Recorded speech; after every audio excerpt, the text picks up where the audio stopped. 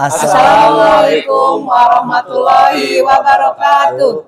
Perkenalkan, kami calon guru penggerak Angkatan 9 dari Kota Banjar akan melakukan demonstrasi kontekstual modul 2.3 yang terdiri dari supervisor, coach, dan kuci.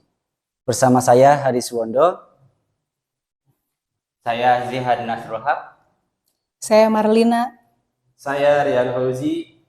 Selamat menyaksikan. Assalamualaikum. Waalaikumsalam. Ya, bagaimana kabarnya Ibu? Alhamdulillah Pak, hari ini saya baik. Bapak gimana kabarnya Pak? Alhamdulillah. Nah, sebelum kita melakukan coaching, sebagai awalan saya akan melakukan beberapa pertanyaan nih sama Ibu. Boleh Pak, iya. Pertama-tama, saya akan mendiskusikan tentang rubrik penilaian yang kita hari ini akan lakukan. Ya, baik, pada coaching kita hari ini, coach dan kuci akan saya amati dan nilai sesuai dengan rubrik penilaian. Apakah sudah sesuai dengan alur kita atau belum? Kemudian bagaimana Ibu memberikan pertanyaan yang sesuai, ya, yang berbobot kepada kuci, dan juga bagaimana kuci tersebut merespon atau menanggapi pertanyaan dari coachnya. Nah, jangan lupa untuk disesuaikan dengan prinsip coaching, diantaranya kemitraan, proses kreatif, dan memaksimalkan potensi. Nah, pertanyaan pertama yang akan saya tanyakan kepada Ibu adalah kompetensi apa yang akan Ibu kembangkan pada coaching kali ini? Baik, terima kasih Bapak. Untuk coaching kali ini ada 3 kompetensi yang ingin saya kembangkan. Ya. Yang pertama adalah tentang mendengarkan aktif, kemudian tentang present atau kehadiran penuh, dan memberikan pertanyaan berbobot. Ya. Nah, pertanyaan kedua, kompetensi mana yang ingin akan Ibu kembangkan secara spesifik yang ingin diobservasi? Saya ingin diobservasi atau ingin dikembangkan lebih spesifik lagi adalah tentang kompetensi menanyakan pertanyaan berbobot, Pak. Ya. Kemudian yang terakhir, Ibu, indikator yang bagaimana yang ingin diinginkan oleh Ibu dalam proses coaching kali ini? Ya, saya ingin proses ini berjalan lancar pertama ya Pak ya. Kemudian saya juga ingin nanti setelah kegiatan coaching ini berlangsung, saya ingin coach saya nanti merasa lebih tenang, lebih percaya diri, dan mereka bisa menemukan solusi-solusi atas permasalahannya Pak.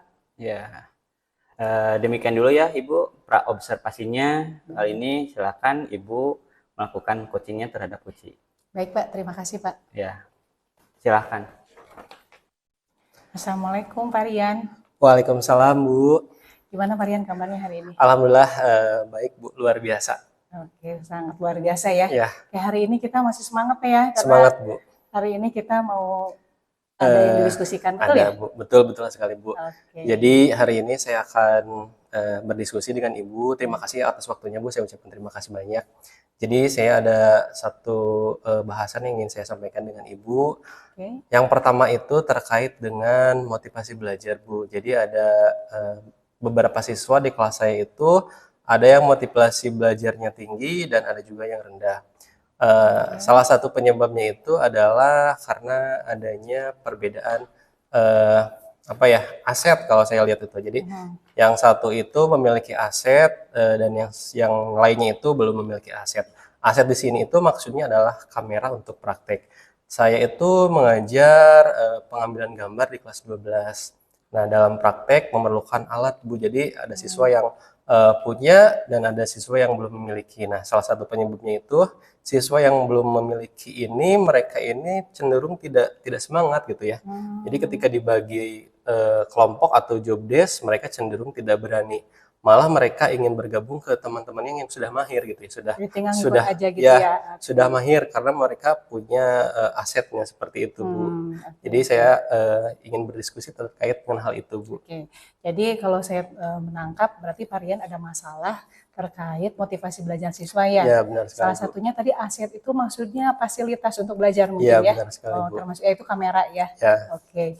Nah, sekarang ini kalau Pak Rian melihat tadi ada anak-anak yang motivasinya kurang sama yang motivasinya sudah bagus ya, itu bisa dilihat nggak kira-kira perbandingannya tuh berapa tuh antara yang sudah mahir atau yang tadi yang motivasinya tinggi dengan yang motivasinya rendah? Kalau saya bisa menggambarkan dalam sebuah skala ya Ibu, kalau yang sudah mahir itu saya bisa menempatkan di angka 7, sedangkan yang tidak mempunyai motivasi belajar, saya coba di posisi 4 Bu, 4 dan 7. Oke, lumayan jauh Ya, ya. karena posisi tersebut sangat berpengaruh kalau saya lihat skala tersebut itu. Yang 7 ini mereka memang sudah bisa mengetahui kompetensi, sudah mahir untuk praktek. Sedangkan yang di skala 4 ini mereka cenderung tidak berani dan tidak memiliki motivasi untuk belajar. Jadi sehingga mereka hanya ingin bergabung mengerjakan tugas di kelompok atau di skala yang 7 ini, di teman-teman yang mempunyai aset tersebut. Jadi sangat lumayan berat sih Bu kalau saya lihat dalam segi mengembangkan motivasi atau meningkatkan motivasinya seperti itu. Oke. Itu ya, jadi ada beberapa yang memang kalau misalnya tadi dikatakan oleh Pak Rian, ada siswa yang memang malah ingin ikut ke temannya yang sudah Iya, kompetensinya benar tinggi, sekali, padahal benar dia sekali. fasilitasnya belum ada mungkin Iya, gitu ya. benar Nah, sekali. kira-kira mengantisipasi hal itu gimana nih untuk anak-anak yang tadi dia nggak punya fasilitas mungkin ya, kamera mungkin yang bagus gitu. Kira-kira selama ini gimana Bapak mengantisipasi hal itu? Ada alternatif memang yang saya coba sedang terapkan Bu sekarang. Jadi siswa tersebut yang tidak memiliki, saya coba untuk diarahkan untuk ikut bergabung di ekstrakurikuler, Oke. sehingga siswa tersebut dapat mengeksplor di kegiatan ekstrakurikuler, karena ketika jam pelajaran selesai ya belajarnya sudah sampai situ saja. Ketika sudah pulang, mereka tidak lagi dapat mengeksplor. Nah, dengan ikut serta di ekstrakurikuler ini, mereka dapat praktek lebih banyak gitu Bu, sehingga mereka juga bisa lebih mencoba menerapkan dan mempraktikkan apa yang dipelajari. Sehingga walaupun tidak punya, tetapi mereka ada kemauan untuk mencoba, mereka pasti akan meningkat dari segi motivasi dan segi kompetensinya. Nah, alternatif selanjutnya juga kita mencoba untuk explore hunting Bu. Jadi ketika explore hunting. Jadi ketika hari Sabtu itu ya kan di sekolah itu sudah full day ya. Jadi di hari Sabtu itu khusus untuk ekstrakurikuler. Jadi kita mencoba untuk mengajak siswa-siswi kita untuk hunting di sekitaran taman, atau kita juga mencoba untuk mengeluar ke area taman kota seperti itu. Jadi tempat-tempat yang memang mendukung dalam segi pembelajaran seperti itu Bu. Jadi ada beberapa yang saya coba seperti itu Bu untuk menaikkan motivasi siswa tersebut. Oke, sebenarnya luar Ya. biasa ya. Cuman saya pengen memastikan Ya. tadi tuh ekstrakurikulernya berhubungan dengan materi yang diajarkan oleh Iya kalian. benar sekali Bu. Materi yang saya ampu itu adalah teknik pengambilan gambar, dan ekstrakurikulernya itu adalah fotografi. Jadi masih berkaitan, masih berkolaborasi Masih ya, tentang oke. tujuannya sama juga ke praktek dan pengambilan gambar seperti itu Bu. Iya tuh tadinya kayak seru juga tuh kayaknya. Ya. Jadi ada hunting gitu berarti Iya. posisi pengambilan gambar tidak di sekolah ya Pak ya? Iya benar sekali Wah, Bu. luar Jadi biasa. sehingga siswa juga mengurai kejenuhan, tidak hanya di sekolah mereka mendapatkan ilmu, tetapi juga di luar ruangan sekolah gitu ya, seperti itu.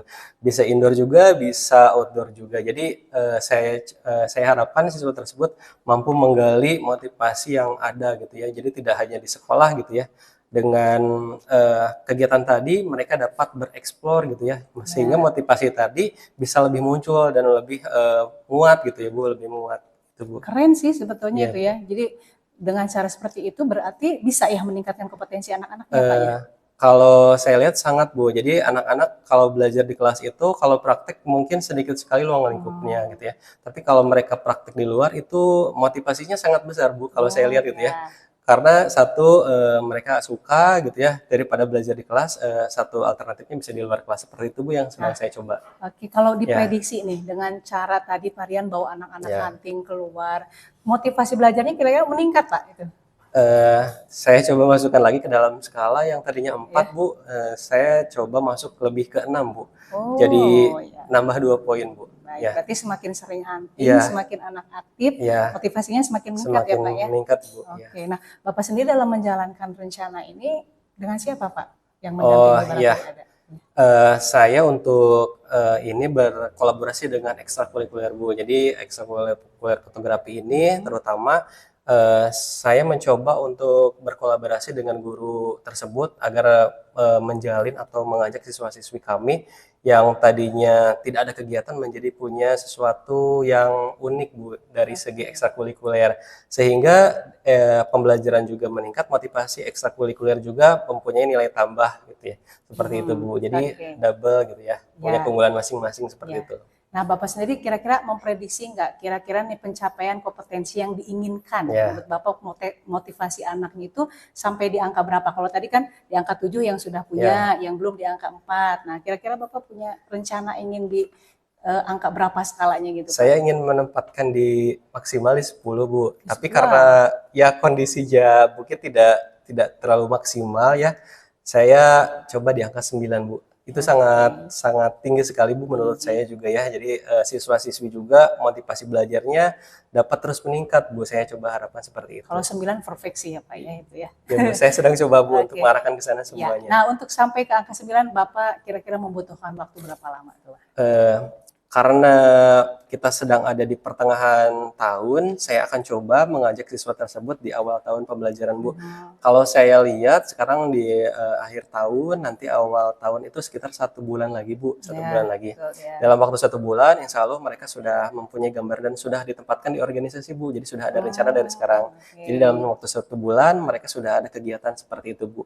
Seperti Ya. itu. dalam Jadi waktu- 1 bulan kemudian Ya. setelah rencana ini dilaksanakan, berarti langsung terlihat ya Pak ya itu Ya, kompetensinya. ya benar sekali, Bu. Wah, luar Jadi biasa. seperti itu. Dalam waktu 1 bulan saya mencoba agar motivasinya terus naik, Bu, terus naik. Ya. Jangan sampai kembali lagi ke posisi awal seperti itu. Iya, betul ya. Jadi harus Ya. maintenance juga ya itu Iya, ya benar Pak ya. sekali. Benar Gurunya juga sama anak-anaknya Ya. juga ya Pak ya. Ya benar sekali, Iya. Bu. Ya Pak, kayaknya rencana aksinya barusan sudah Ya. oke sekali. Tinggal bagaimana mungkin Bapak menjalankannya dan komitmen ya Pak Ya, ya. benar. Itu yang paling terpenting supaya nanti capaian Bapak di angka 9 itu bisa tercapai. Ya. Ya, Pak Rian, kayaknya kita udah cukup ya untuk ini tadi Pak Rian sudah menemukan solusi, tinggal Ya. rencana aksinya. Saya pengen nanti 1 bulan kemudian setelah rencana aksi itu dilaksanakan, Pak Rian calling saya lagi ya.